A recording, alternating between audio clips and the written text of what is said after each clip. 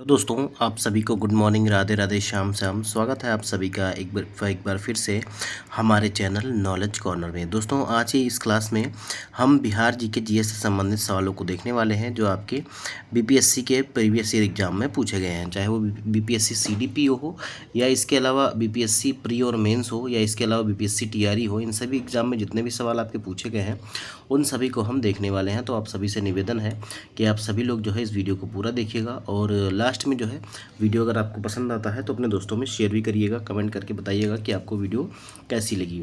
अब देखिए, इसमें कुछ पुराने भी सवाल आएंगे जिनका जवाब जो है पुराना ही होगा और करंट अफेयर्स के सवाल भी कुछ उस टाइम के आएंगे। तो मैं आपको जो है लगातार जो आज के परिप्रेक्ष्य में जो आंकड़े हैं मैं वो बताते हुए चल रहा हूं, तो कोई भी दोस्त हमारे ये नहीं कहेंगे कि हमको जो है पिछला क्वेश्चन नहीं पढ़ना है। दोस्तों, कल हमने इससे पहले की जो क्लास हुई थी उसमें हमने 20वें क्वेश्चन तक जो है कवर कर लिया था और एक दो क्लास और लगेंगी। इसके बाद आपका जो है बिहार जीके जीएस जो है कंप्लीट हो जाएगा। देखिए, अभी जो है नोटिफिकेशन नहीं आ रहा है, लगातार जो है प्रदर्शन हो रहे हैं, लाठीचार्ज हो रहा है और केवल जो है बच्चों को गुमराह किया जा रहा है। तो हो सकता है कि जल्दी ही नोटिफिकेशन आपको देखने को मिलेगी और बाकी कुछ कहा नहीं जा सकता है, क्योंकि कभी सितंबर में कहा गया, कभी इसके पहले भी कहा गया, मार्च में कहा गया। अब देखिए क्या होता है। अभी तो फ़िलहाल जो है गवर्नमेंट केवल जो है टोपी फिराने का काम कर रही है, आप सभी लोग जानते हैं। तो चलिए हम क्लास को शुरू करते हैं। शुरू करने से पहले मैं आप सभी से कहना चाहूँगा कि जिन्होंने भी अभी तक चैनल को हमारे सब्सक्राइब नहीं किया है वो चैनल को सब्सक्राइब कर लेंगे, बेल आइकन को प्रेस कर लेंगे ताकि जब भी वीडियो अपलोड हो तो सबसे पहले नोटिफिकेशन आपको मिल जाया करें। वीडियो के डिस्क्रिप्शन में आपको सभी सब्जेक्ट की जो है प्लेलिस्ट मिल जाएगी, जो कि सभी के सभी PYQ हैं। आप उनको भी एक बार ज़रूर देखिएगा। इसके अलावा इस क्लास की PDF के लिए आप हमारे टेलीग्राम चैनल से जुड़ जाइएगा, जिसका लिंक आपको वीडियो के डिस्क्रिप्शन बॉक्स में मिल जाएगा। देखिए, पहला सवाल है कि विश्व पैरा एथलेटिक्स चैंपियन में स्वर्ण पदक जीतने वाला पहला भारतीय पैरा एथलीट कौन बना है। तो ये 2018 का सवाल है। अब इसमें कौन बना था लग जाएगा और क्या, ये क्वेश्चन यही रहेगा, ठीक है। इसमें बस बदलाव यही होगा कि कौन बना था। तो कौन बना था या कौन बना, अब उस टाइम का ये करंट अफेयर्स का सवाल था 2018 का, तो इसीलिए कौन बना लिखा है। अब ये जो पूछेगा इसमें था लगा देगा। तो अगर हम बात करें तो इनका नाम है सुंदर सिंह गुर्जर, ठीक है। सुंदर सिंह गुर्जर हो जाएगा, बी विकल्प जो है ये हमारा सही हो जाएगा। बीपीएससी सीडीपीओ का ये सवाल था, 2018 में पूछा गया था और सुंदर सिंह गुर्जर विश्व पैरा एथलेटिक्स चैंपियनशिप में 2017 में स्वर्ण पदक जीतने वाले पहले भारतीय पैरा एथलीट बने हैं। वह पैरा एथलेटिक्स के लिए अर्जुन पुरस्कार के प्राप्तकर्ता भी हैं, ये भी आप लोग याद रखिएगा। अगला सवाल देखिए, कह रहा है कि निम्नलिखित में से जो है भारत के लिए राज्य में मौजूद एकमात्र यूनेस्को विश्व धरोहर स्थल कहाँ है। भारत के लिए जो है एकमात्र जो है यूनेस्को विश्व धरोहर स्थल कौन सा है, ये आपको बताना है। वैसे अब अगर बात करें तो कई सारे जो है यूनेस्को विश्व धरोहर स्थल है, लेकिन ये उस टाइम की बात है, याद रखिएगा। तो यहाँ पर अगर हम बात करें तो जो है बिहार का नालंदा जो महाविहार है, देखिए नालंदा जो महाविहार है ये आपका हो जाएगा। इसके अलावा बोधगया, देखिए बोधगया में जो महाबोधि मंदिर परिसर है ये सभी हो जाएगा, ठीक है। महाबोधि जो विहार है ये भी आपका हो जाएगा। इसके अलावा नालंदा में जो बौद्ध मठ है ये भी आपका हो जाएगा। तो यहाँ पर जो है इसको 2002 में शामिल किया गया था, इसको महाबोधि मंदिर परिसर को, और 2016 में जो है महाविहार जो है नालंदा महाविहार को जो है इसमें शामिल किया गया था। तो यहाँ पर ई विकल्प सही हो जाएगा, उपयुक्त में से एक से अधिक, याद रखिएगा। 63वीं बीपीएससी प्री 2017 का ये सवाल था। अगला सवाल देखिए, बिहार में खादी के ब्रांड एम्बेसडर हैं। बिहार में खादी के ब्रांड एम्बेसडर है, तो इसका सही जवाब कौन सा हो जाएगा। अब देखिए इसमें अलग अलग है, ये 2022 का सवाल है। अगर उस हिसाब से देखें तो इसमें जो है इसका सी विकल्प सही हो जाएगा, ठीक है, मनोज तिवारी। लेकिन इसके बाद जो है पंकज जो है त्रिपाठी भी थे और अभी जो है मैथिली ठाकुर है, ये याद रखिएगा। मैथिली ठाकुर जो है ये अभी बिहार में खादी की ब्रांड एम्बेसडर है, याद रखिएगा। मैथिली ठाकुर जो है विधायक भी है अलीनगर से, अलीनगर है, आप लोग बताइएगा कि अलीनगर ही है या कुछ और है। तो यहाँ पर जो है इसका सी विकल्प सही हो जाएगा। लेकिन अभी अगर देखें 2026 में तो मैथिली ठाकुर जो है बिहार में खादी की ब्रांड एम्बेसडर है, ये चीज़ आप लोग याद रखिएगा, ठीक है। अगला सवाल देखिए, यहाँ पर लिखा भी हुआ है, देखिए यहाँ पर लिखा भी हुआ है कि खादी का जो ब्रांड एम्बेसडर है ये जो है 2022 से जो है किसको बना दिया गया है, मैथिली ठाकुर को बना दिया गया है। अगला सवाल देखिए दोस्तों, 24 नंबर का सवाल है। कह रहा है भारतीय वन अनुसंधान और शिक्षा परिषद ICFRE ने वन आधारित समुदायों का समर्थन करने के लिए TIFAC के साथ समझौता ज्ञापन MOU पर जो है हस्ताक्षर किए हैं। ISFRE का मुख्यालय जो है ये कहाँ स्थित है, ये आपको बताना है कि ICFRE जो है इसका मुख्यालय कहाँ पर है, ये आपको बताना है। तो इसका मुख्यालय अगर हम बात करें तो ये देहरादून में है, याद रखिएगा देहरादून में है। डी विकल्प इसका जो है ये हमारा सही हो जाएगा। देखिए 63वीं BPSC का सवाल था, 2017 में पूछा गया था और मार्च 2018 में पर्यावरण, वन एवं जलवायु परिवर्तन मंत्रालय के तहत एक स्वायत्त परिषद भारतीय वानिकी अनुसंधान एवं शिक्षा परिषद देहरादून तथा विज्ञान और प्रौद्योगिकी विभाग के तहत एक स्वायत्त परिषद प्रौद्योगिकी, सूचना, पूर्वानुमान और आकलन परिषद नई दिल्ली के मध्य एक सहमति पत्र पर हस्ताक्षर हुए और यह सहमति पत्र आजीविका के अवसर मुहैया कराने और वन आधारित समुदायों की आय बढ़ाने के उद्देश्य से किया गया है। अगला सवाल देखिए 25वें नंबर का सवाल है कि पहला आदमी जिसने चांद पर अपना पैर रखा था। बहुत ही आसान सा सवाल है, आप सभी लोग जानते होंगे। इनका नाम है नील आर्मस्ट्रॉन्ग, ठीक है, नील आर्मस्ट्रॉन्ग इनका नाम है। ये 20 जुलाई 1969 को चंद्रमा पर उतरने वाले पहले व्यक्ति जो है बने थे, याद रखिएगा। बी विकल्प जो है ये हमारा सही हो जाएगा। 66वीं BPSC में ये सवाल जो है पूछा गया था। अगला सवाल देखिए, भारत में एक समय पश्चिम बंगाल और आंध्र प्रदेश में सीमित नक्सलवाद अब इन राज्यों में भी फैल चुका है। तो कौन कौन से राज्यों में जो है नक्सलवाद फैल चुका है, ये आपको बताना है। तो ये आपका देखिए उड़ीसा में भी नक्सलवाद था और छत्तीसगढ़ में भी, झारखंड में भी और बिहार में भी बहुत हद तक जो है कम हो गया है, ना के बराबर है अभी फिलहाल तो, लेकिन कब कहाँ क्या हो जाए ये नहीं कहा जा सकता है। तो इसका ए विकल्प जो है ये हमारा सही हो जाएगा। अगला सवाल देखिए 27वें नंबर का सवाल है कि श्री निवारण चंद्र दास गुप्ता थे, ये कहाँ से थे, ये आपको बताना है। श्री निवारण चंद्र दास गुप्ता जो थे ये कहाँ के थे, तो ये जो है पुरुलिया से थे, याद रखिएगा ये जो है पुरुलिया से थे। इसका बी विकल्प जो है ये हमारा सही हो जाएगा। देखिए श्री निवारण चंद्र दास गुप्ता का जन्म जो है वर्तमान बांग्लादेश के विक्रमपुर में हुआ था। वह तत्कालीन बिहार वर्तमान पश्चिम बंगाल के पुरुलिया जिला स्कूल के हेडमास्टर थे। इनकी कर्मभूमि तत्कालीन बिहार का पुरुलिया जिला वर्तमान में जो है ये पश्चिम बंगाल में ही रहा है। अगला सवाल देखिए, खेलकूद में उत्कृष्टता के लिए कौन सा पुरस्कार दिया जाता है। खेल कूद में जो है उत्कृष्टता के लिए कौन सा पुरस्कार दिया जाता है, ये आपको बताना है। तो इसका सही जवाब कौन सा हो जाएगा। जमुनालाल बजाज पुरस्कार नहीं दिया जाता है, मूर्ति देवी पुरस्कार भी नहीं, टैगोर पुरस्कार भी नहीं, ये है अर्जुन पुरस्कार, याद रखिएगा अर्जुन पुरस्कार। बी विकल्प जो है ये हमारा सही हो जाएगा। 56वीं से 59वीं BPSC प्री 2015 में ये सवाल पूछा गया था। देखिए दिए गए विकल्पों में खेलकूद की उत्कृष्टता के लिए जो है अर्जुन पुरस्कार दिया जाता है। खेलकूद में उत्कृष्टता के लिए दिए जाने वाला सर्वोत्तम पुरस्कार जो है मेजर ध्यानचंद, पहले इसका नाम राजीव गांधी खेल रत्न पुरस्कार था, लेकिन अब जो है मेजर ध्यानचंद पुरस्कार कर दिया गया है।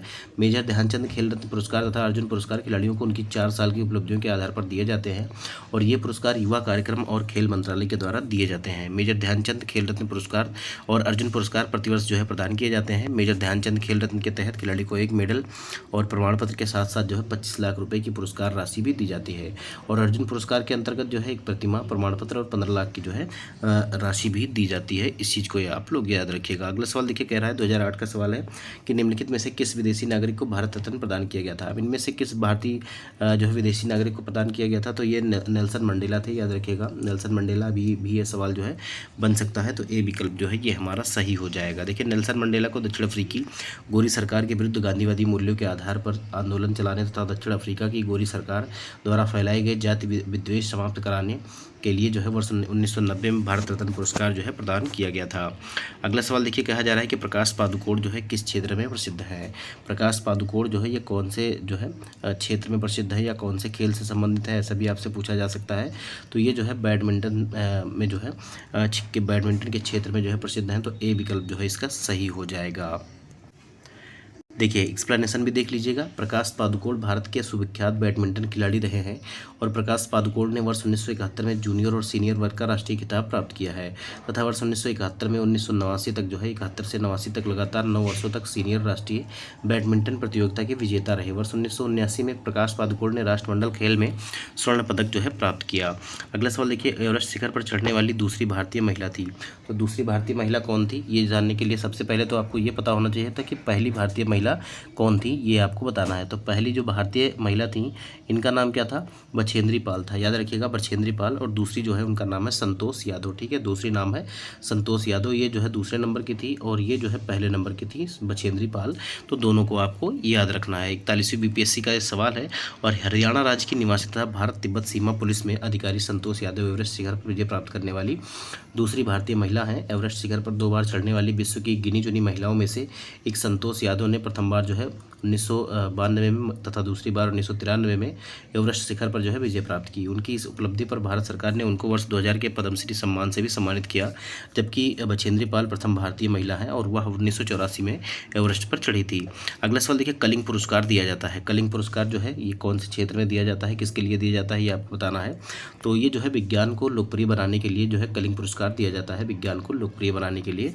बी विकल्प जो है ये हमारा सही हो जाएगा। देखिए, विज्ञान को लोकप्रिय बनाने के लिए प्रदान किए जाने वाले कलिंग पुरस्कार की शुरुआत 1952 में हुई थी। यूनेस्को द्वारा प्रदान किए जाने वाले इस पुरस्कार के प्रथम प्राप्तकर्ता फ्रांस के लुइस डे ब्रोगली हैं और भारत को अब तक 5 बार कलिंग पुरस्कार प्राप्त हो चुका है। कलिंग पुरस्कार प्राप्तकर्ता को पुरस्कार स्वरूप $40,000 तथा अल्बर्ट आइंस्टीन की रजत पदक जो है प्रदान किया जाता है। अगला सवाल देखिए, ग्रीन पीस हरित शांति क्या है। ग्रीन पीस या हरित शांति क्या है, ये आपको बताना है। तो इसका सही जवाब कौन सा हो जाएगा। तो इसका जो सही जवाब है ये है कि पर्यावरण समर्थकों का एक अंतर्राष्ट्रीय संगठन जो है, इसको हम ग्रीन पीस या हरित शांति कहते हैं। सी विकल्प जो है ये हमारा सही हो जाएगा। जो पर्यावरण कार्य के लिए जो है कार्य करते हैं, उनका एक समूह है कार्यकर्ताओं का, जिसको हम ग्रीन पीस कहते हैं। देखिए, ग्रीन पीस जो है पर्यावरण कार्यकर्ताओं का एक समूह है, जिसकी स्थापना कनाडा के ब्रिटिश कोलंबिया प्रांत के वैंकूवर शहर में 1971 में अमेरिका द्वारा अलास्का में परमाणु अस्त्र परीक्षण का विरोध करने के लिए किया गया था। विश्व का प्रमुख पर्यावरण संगठन ग्रीन पीस व्हेल मछली के शिकार, वैश्विक ऊष्मन जिसको हम ग्लोबल वार्मिंग कहते हैं, प्राचीन वनों के ह्रास, परमाणु शक्ति और जीन अभियांत्रिकी के विरोध में विश्व जनमत बनाने के लिए जाना जाता है। ग्रीन पीस इंटरनेशनल का मुख्यालय जो है एम्स्टर्डम में है, याद रखिएगा, ठीक है। दक्षिण अफ्रीका की नई संसद में राष्ट्रीय सभा और सीनेट की क्रमशः शक्ति क्या है, ये आपको बताना है। तो ये जो है 1995 का सवाल है, इसको जो है हम स्किप कर देंगे, ये हमारे काम का सवाल नहीं है। अगला सवाल देखिए, अगला सवाल क्या कह रहा है, वह भाषा जो भारत में हिंदी के बावजूद वक्ताओं की दूसरी सबसे अधिक संख्या द्वारा बोली जाती है। तो कौन सी जो है हिंदी के अतिरिक्त जो है सबसे ज़्यादा बोली जाने वाली भाषा है, तो इसका सही जवाब कौन सा हो जाएगा। तो देखिए, यहाँ पर अगर बात करें तो हिंदी जो है 41% लोग बोलते हैं, बंगाली 8% लोग बोलते हैं, तेलुगु जो है 7.19%, मराठी जो है लगभग 7% और तमिल जो है 5.91%। अगर इस हिसाब से देखें तो सबसे ज़्यादा जो है हिंदी के बाद जो है सबसे ज़्यादा बोली जाने वाली भाषा जो है ये आपका जो है बंगाली हो जाएगा। लेकिन बंगाली में क्योंकि किसी का नाम उल्लेख नहीं किया गया है, तो सबसे नज़दीक जो सही उत्तर हो जाएगा ये तेलुगु हो सकता है, याद रखिएगा, तेलुगु हो सकता है। तो ये आपका सी विकल्प हो जाएगा, ठीक है, सी विकल्प हो जाएगा। स्टार मार्क किया गया है, लेकिन ये आपका सी विकल्प हो सकता है।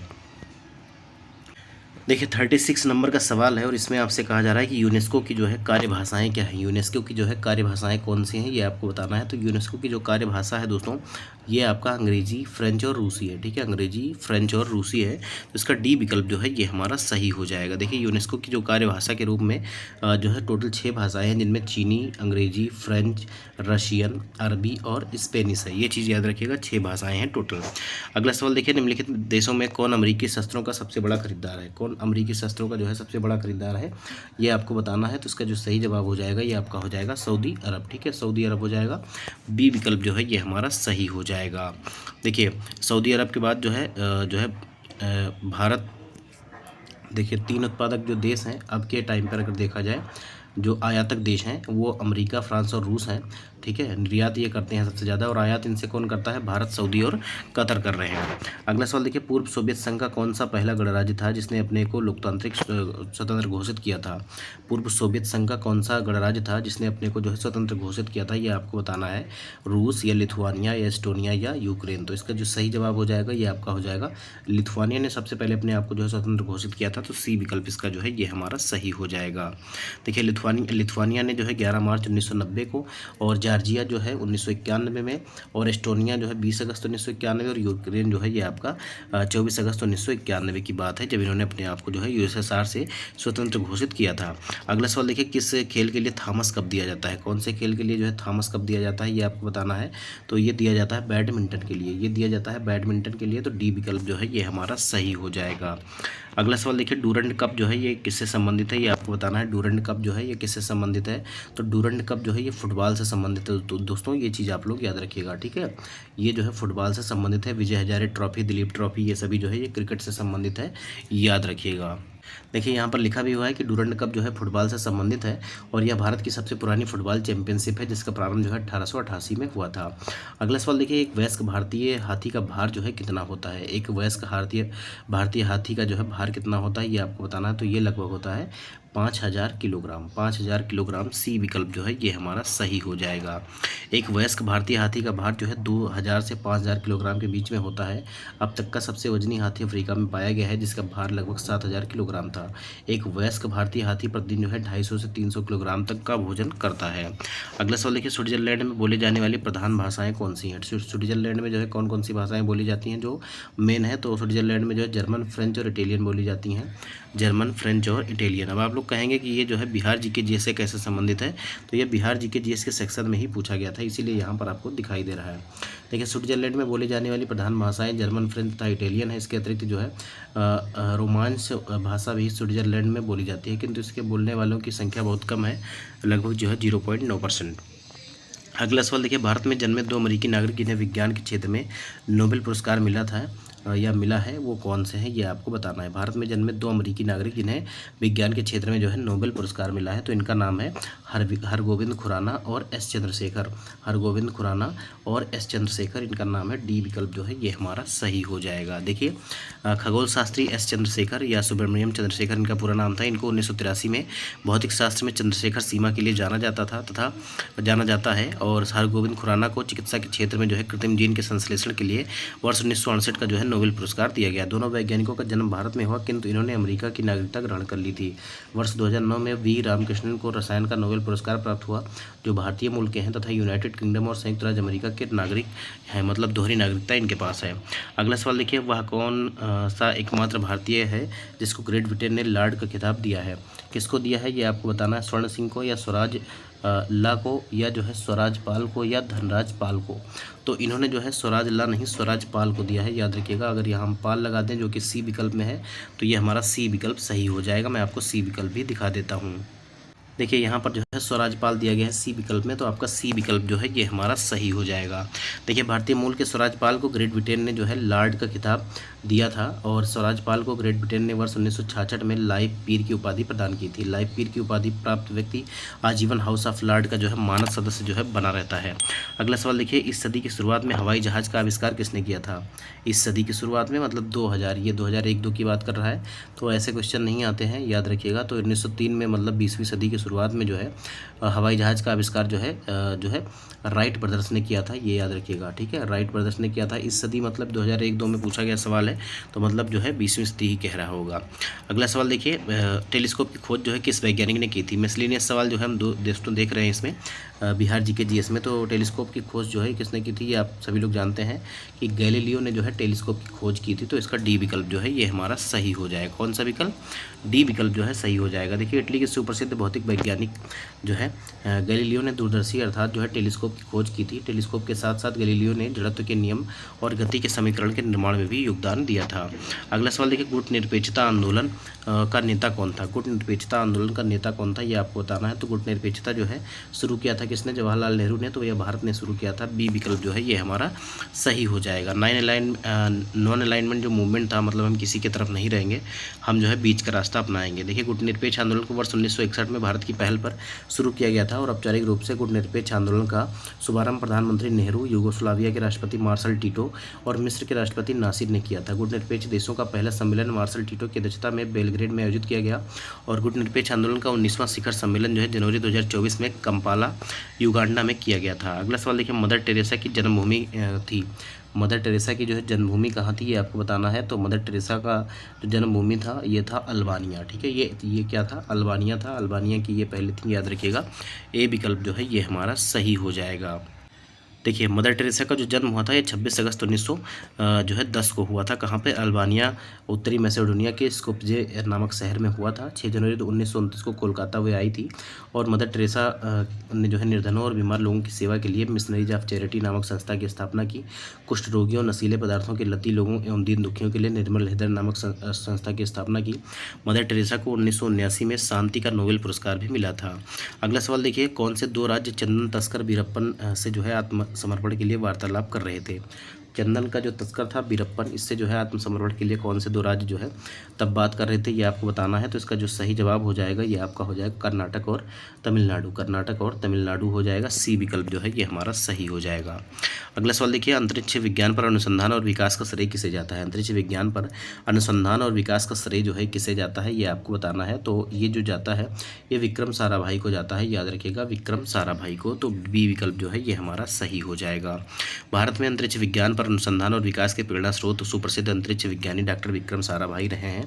वर्ष 1962 में गठित भारतीय राष्ट्रीय अंतरिक्ष अनुसंधान समिति के प्रथम अध्यक्ष डॉक्टर विक्रम साराभाई ही थे। डॉक्टर साराभाई की अध्यक्षता में ही उक्त समिति को वर्ष 1969 में पुनर्गठित करके भारतीय अंतरिक्ष अनुसंधान संगठन, जिसको जो है इसरो नाम दिया गया था। अगला सवाल देखिए, परमाणु ऊर्जा में भारतीय कार्यक्रम के जनक हैं तो कौन है, ये आपको बताना है। परमाणु ऊर्जा की बात कर रहा है तो यहाँ पर जो है जहांगीर भाभा हो जाएंगे, ठीक है, होमी जहांगीर भाभा, एच.जे. भाभा हो जाएंगे। बी विकल्प जो है ये हमारा सही हो जाएगा, ठीक है, बी विकल्प जो है ये हमारा सही हो जाएगा। देखिए, भारतीय परमाणु ऊर्जा कार्यक्रम के जनक डॉक्टर होमी जहांगीर भाभा हैं और भारत में 10 अगस्त 1948 को डी होमी जहांगीर भाभा की अध्यक्षता में परमाणु ऊर्जा आयोग का गठन किया गया। डॉक्टर भाभा ने 3 चरणों वाले परमाणु ऊर्जा का जनन का कार्यक्रम निर्धारित किया। भारत का परमाणु ऊर्जा कार्यक्रम क्रमशः इसी दिशा में विकसित हो रहा है। अगला सवाल देखिए, शांति उद्देश्य हेतु परमाणु शक्ति का उपयोग करने में भारत किस देश से बहुत ही ज़्यादा आगे है? शांति उद्देश्य हेतु परमाणु शक्ति का उपयोग करने में भारत जो है कौन से देश से ज़्यादा आगे है, ये आपको बताना है, बहुत ही आगे है। तो इसका जो सही जवाब हो जाएगा ये कौन सा हो जाएगा, तो ये आपका हो जाएगा पाकिस्तान। बात बात पर जो है पाकिस्तान धमकी देता है कि हम परमाणु बम चला देंगे, लेकिन भारत ने जो है कभी पहल नहीं की और भारत ने केवल शांति के उद्देश्य से ही जो है परमाणु बम को बनाया हुआ है और अपने पास जो है सुरक्षित रखा हुआ है। देखिए, भारत के परमाणु परीक्षणों के जो है अनुसरण में परमाणु परीक्षण करने वाले पाकिस्तान का परमाणु कार्यक्रम परमाणु हथियार विकसित करने पर केंद्रित है, जबकि भारत के परमाणु कार्यक्रम का मुख्य उद्देश्य जो है परमाणु विद्युत जनन के माध्यम से उसका शांतिपूर्ण प्रयोग है। भारत ने वर्ष 1948 में परमाणु ऊर्जा अधिनियम पारित कर परमाणु अनुसंधान पर का उपयोग शांतिपूर्ण प्रगति के उद्देश्य से करने की स्पष्ट घोषणा की। भारत परमाणु विद्युत जनन और परमाणु संबंधी अन्य ऐसे प्रयोग जो मानव जीवन को उन्नत बनाते हैं, जैसे चिकित्सा, खाद्य परिरक्षण आदि के दृष्टिगत पाकिस्तान से जो है बहुत आगे है। अगला सवाल देखिए, भारत में निर्मित टैंक का नाम है। भारत में निर्मित जो है टैंक का क्या नाम है, तो इसका नाम है अर्जुन। याद रखिएगा, अर्जुन नाम है इसका, याद रखिएगा। अब तो बहुत सारे हैं, पहले तो ये कम थे, ठीक है। तो इसका कौन सा जवाब सही हो जाएगा, बी विकल्प जो है सही हो जाएगा। अभी देखिए, तमाम तरह के टैंक जो है बनाए जा रहे हैं और नए नए नाम जो है आपको सामने देखने को मिल रहे हैं। देखिए, मुहाजिर कौमी आंदोलन क्या है, मुहाजिर कौमी आंदोलन क्या है, ये आपको बताना है। 54वें नंबर का सवाल है और इसका जो सही जवाब हो जाएगा ये आपका कौन सा हो जाएगा, तो पाकिस्तान में बसे प्रवासी मुसलमानों का एक राजनीतिक संगठन है जिसको हम कहते हैं मुहाजिर कौमी। तो ये पाकिस्तान में बसे प्रवासी मुसलमानों का एक जो है राजनीतिक दल है। देखिए, जो मुहाजिर कौमी आंदोलन है ये पाकिस्तान में बसे प्रवासी मुसलमानों का एक राजनीतिक दल है। MQM मुख्यतः भारत से गए मुसलमानों के साथ किए जाने वाले भेदभाव तथा उनके साथ द्वितीय दर्जे के नागरिक की तरह आचरण किए जाने के विरुद्ध जो है आवाज़ उठाता है। इसके नेता जो है अल्ताफ़ हुसैन हैं। अगला सवाल देखिए, न्यूजीलैंड में पाए जाने वाला उड्डयनहीन पक्षी कौन सा है, मतलब जो उड़ नहीं पाता है, ये आपको बताना है। तो इसका जो सही जवाब हो जाएगा वो कौन सा हो जाएगा, तो ये आपका हो जाएगा, इसका नाम है कीवी, ठीक है, इसका नाम है कीवी। तो आज के लिए इतना ही दोस्तों, गर्मी बहुत ज़्यादा पड़ रही है, आप लोग जो है सुरक्षित रहिएगा, घर में बैठिएगा, पढ़िएगा आराम से, दोपहर में कहीं मत जाइएगा और ज़्यादा से ज़्यादा पानी पीते रहिएगा। तो मिलते हैं अगले वीडियो में, तब तक के लिए जो आप लोग अपनी पढ़ाई को जारी रखिएगा, चैनल को सब्सक्राइब करिएगा, वीडियो को लाइक करिएगा और अपने दोस्तों में शेयर करिएगा। कोई कन्फ्यूजन है तो आप लोग कमेंट बॉक्स के माध्यम से हम तक पहुँचा सकते हैं और इस क्लास की PDF के लिए आप हमारे टेलीग्राम चैनल से जुड़ जाइएगा। तो मिलते हैं अगले वीडियो में, तब तक के लिए जय हिंद, जय भारत, नमस्कार।